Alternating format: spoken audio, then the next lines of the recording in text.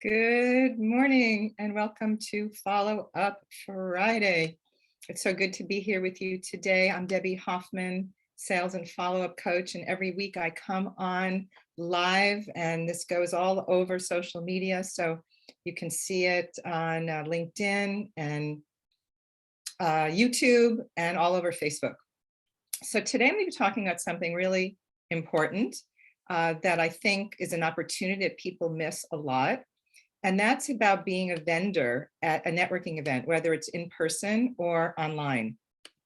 And so my question to you is, do you feel anxious? Do you get anxious thinking about being a vendor at an event? Because if you are, I'm going to share some tips today, things that you can do to really embrace the concept, because it is like one of the best ways to get exposure and to grow your business. So if you're listening to this replay, please comment below. I'd love to hear your thoughts, your takeaways, and also any topics you want me to talk about going forward. I would really love to know, okay? Because this is all about serving you in areas of your business where you're struggling, that you need support, okay? So welcome, welcome, welcome. I'm really happy you're here, and we're going to just dive in, okay? So the problem is that a lot of people avoid being a vendor at a networking event because when they think about it, it makes them feel very anxious to do that. So let me know if you can relate to this and if you've been avoiding being a vendor. And I have networking events that I host every month, and I always send out an email inviting people, to be a vendor, and a few people sign up each month, which is great, but so many of the rest of you are missing out on a huge opportunity. So first, I'm just going to share about the benefits of being a vendor. I built all my businesses by being a vendor at these in-person networking events before COVID. For years and years and years, I would show up at these networking events, and I would always be a vendor. And the benefit of it is that people, especially when you're in person and online too, people are coming to you. So in person, when they see your booth, they're walking over because they're intrigued, they're interested, they want to see what you have to offer. So it's much easier than you walking up to other people to start the conversation, right? Doesn't that make sense? So they're coming over and they're getting curious and they're asking questions and you're asking questions, and it just becomes this really comfortable, wonderful conversation. So here's some tips that I'm going to suggest that you do, steps that you can take when you're doing these vendor booths, whether in person or online. Okay, so the first thing is the mistake I see a lot of people make when they're vendors is, and you might have experienced this when you're attending an event, you go up to a vendor booth, is that people start hosing you down with too much information, right? They go on and on and on and on. And sorry, I got some spinach in my teeth. Okay, gotta get rid of that. I had chard for breakfast. Okay, cool. So get curious and ask questions. Don't go on and on and on and on. When people walk over to your booth, share what you do just in a couple of sentences, and then ask them questions. See what they're interested in, especially if you offer a lot of different things. So way back in the day when I had a health and wellness business, we had all these different product categories. And so I'd say we have these products for sleep, for weight, for hydration. Like, what would you like to hear about first? So I didn't just give them the whole spiel, because if they weren't interested, they would have checked out, right? So ask questions, get curious, find out where people are struggling, and then go down that path, okay? So that's the first step. And when you get curious and ask these questions, be present and really listen to them. Because if you're looking around at all the other people who are walking over to your booth or walking by, you're going to lose the connection. One of the biggest gifts you can give people is the gift of your presence and of your listening. Okay, so that's really, really critical. Then be prepared with what the next step is going to be. Like, have a plan for what your call to action is.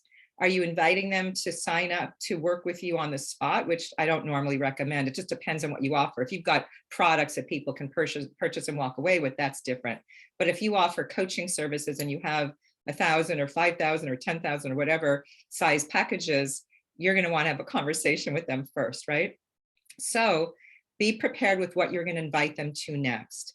So what I did with my coaching business is I would invite them to connect with me for a discovery session if I felt that they were a good fit and if they were leaning in. And I would give them the link right then. And sometimes I would say, hey, do you have a few minutes? I gave them my laptop and they went on my calendar link and booked the call and answered the questions because I have an application built in, and it was done right there on the spot. So that saved me from the back and forth of, email or phone tag and trying to get them to schedule the appointment. So if you do it there, it will get done. Once they leave, you just never know what's going to happen. Because remember, they're meeting all these different people. They're going around in this vendor expo meeting all these different other folks who are going to be following up with them as well. So the best thing is to book the appointment there. So be clear, are you inviting them to a workshop or a live event or a conversation with you? What is the next step? So have that clarity, okay?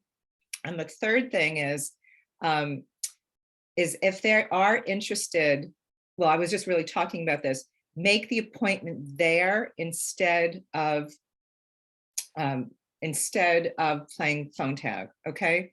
So be prepared with what you're gonna say with your marketing materials. That's the last thing I want you to do, is have your booth prepared with signs and things on the table that get their attention and get them to lean in. So I always used to have this big, tall banner, and the headline was, do you have a stack of business cards piling up on your desk? And it had this woman who was frustrated with all these cards piling up, right? So that got people's attention. When they walked over, I would always say, oh, you seem intrigued.